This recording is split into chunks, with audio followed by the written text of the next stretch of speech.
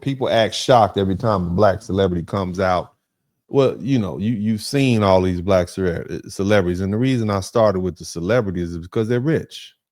Number one, it's not that they are. It's not just about them being black. It's the fact that they're rich, and rich people see things differently. Okay, you wonder why all these black celebrities have turned conservative all of a sudden? Well, they come out saying positive things about Donald Trump. I don't know why. Why are you shocked? Huh? You always shocked when Nicki Minaj showed public support for Donald Trump. They were shocked when Snoop Dogg, and the same Snoop Dogg that said F Donald Trump that song, turned around and said he had nothing but love and respect for Donald Trump. They were shocked when reports came out that Chili from TLC was donating to Trump-aligned political groups, even though she later denied being MAGA and said it was a mistake. They're shocked every time because they still think black people are supposed to be politically obedient. And we know we're not. Are we? But see, the truth is this: celebrities are showing you something that's already happening underneath the surface in the black community. Nicki Minaj, Snoop, Kanye West, Lil Wayne, Kodak Black, Waka Flocka, Amber Rose, Antonio Brown, Mike Tyson, Nelly, Azalea Banks, and many others either supported Trump, they praised him, they appeared at some of his events, they defended him, or been tied to the movement in some way. And now everybody's not the same. Some of them are full-on supporters. Some of them are just issue-based supporters. Some of them are just like how Trump moves. And some of them respect what he did for them personally, like Kodak Black. And some of them are just testing the waters. But the point is still the same. The wall is cracking. And let's stop pretending we don't understand why. A lot of these black people are rich. They're not broke. They're not waiting on a welfare check. They're not fresh off a plantation in the South from picking cotton. They're not living based on Democratic Party slogans. They worked hard, like many of you. They built something, like many of you. They made money, like many of you. And now they want to hold on to what they have, like many of you. And when you get money, you start seeing politics a whole lot differently.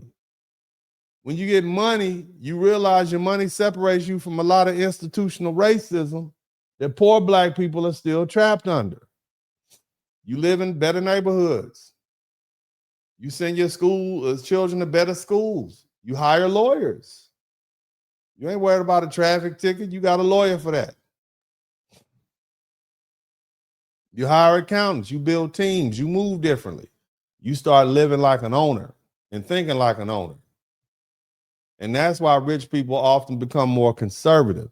That's not a mystery. That's human nature. When you have nothing, you vote like you need somebody to give you something.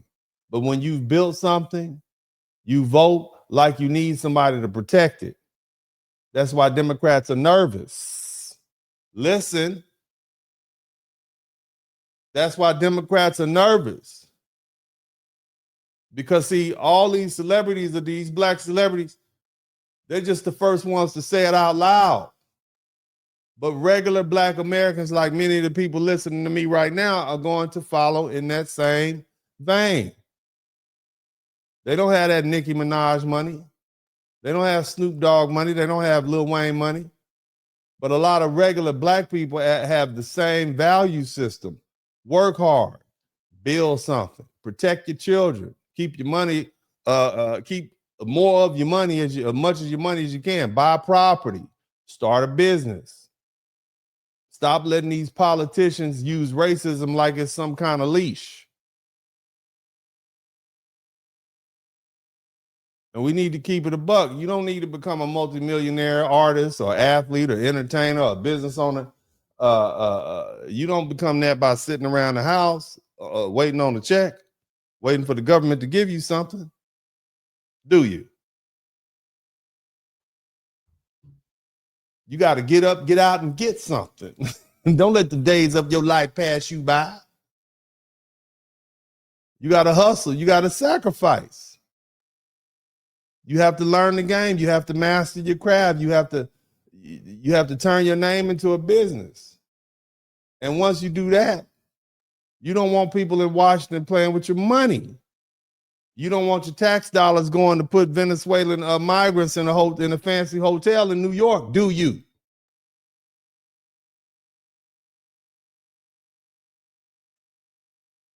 You focus on your business, your children, and your future. And that's the part that Democrats don't want to hear. Money talks, bullshit walks. And for all you black Democrats, you keep calling these people sellouts. We don't give a damn about you. You broke.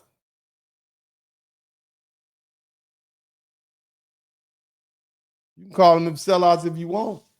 You can call them confused if you want to. You can call them MAGA if you want to.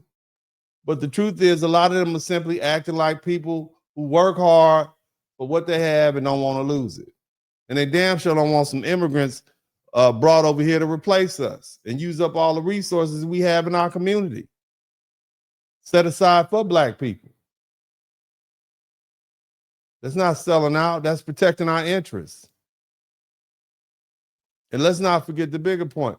America is probably the only place on earth where black people could become as rich as we are on this scale. The United States has nearly 50 million black people. Depending on how you count the millionaire households and network, that estimates about 2 million black millionaires in America. Meanwhile, the entire continent of Africa has 135,000 millionaires. Black America has 2 million black millionaires. The 54 countries in the whole continent of Africa have 135,000 millionaires. Think about that.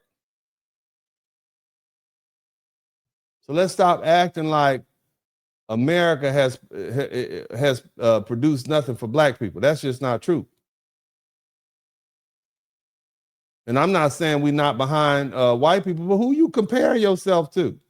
You compare it to people who had a 400-year head start and a social network. Compare yourself to the rest of the African world. Black Americans are the richest population of Africans on this planet, and we earned every bit of it. It didn't happen by accident. It happened because our ancestors set up infrastructure for us, and they sacrificed for us, and they saved, and they bought land, and they started businesses, and they started churches and schools and HBCUs, and they built schools and used capitalism even when America was racist as hell. And that's what we need to get back to. We don't need any more slogans. We don't need any more murals. We don't need any more performative politics. We don't need any more speeches about oppression from people who never built anything. You heard what Carter G. Woodson said. They were confused back then. We need more money. Somebody type money in the chat room. We need more money. We need more ownership, businesses, land, investments, schools. We need more institutions. We need more skilled workers. We need more families. We need more discipline. We need more enterprise. That's how our ancestors got us out of slavery and Jim Crow. They didn't do it. They didn't do it on air. They didn't do it on hashtags, and they didn't do it on prayer alone. They did it with money and capitalism and skill and labor and entrepreneurship and networks and family and trades and businesses and land. That's how we built the towns. That's how they built the schools. That's how they built the churches. That's how they built families. That's how we survived. And see, here's what's really going on. Now that Hollywood is losing its grip, you got more people they're going to speak freely now. It's hard to be honest when you on your whole social circle is on Sunset Boulevard and Vine. Everybody around you is liberal, rich, and you scared out there. But even the entertainment is changing. People can record anywhere now. You can make movies anywhere. You can build audiences online. You can live in Atlanta, Houston, Dallas, Austin, Miami, Nashville, Hollywood, Florida, instead of being trapped in West LA or Beverly Hills. And now with AI, independent media is changing the game. People don't have to beg Hollywood gatekeepers for permission the same way they used to. So yes, more black celebrities are going to be coming out and telling you how they really feel. More black athletes are going to be coming out. More black entrepreneurs are going to be coming out. More regular black people like us I'll be coming out and tell you what they like and don't like. And it's not because we don't hate black people. We are black people. We don't hate ourselves. We're not selling out.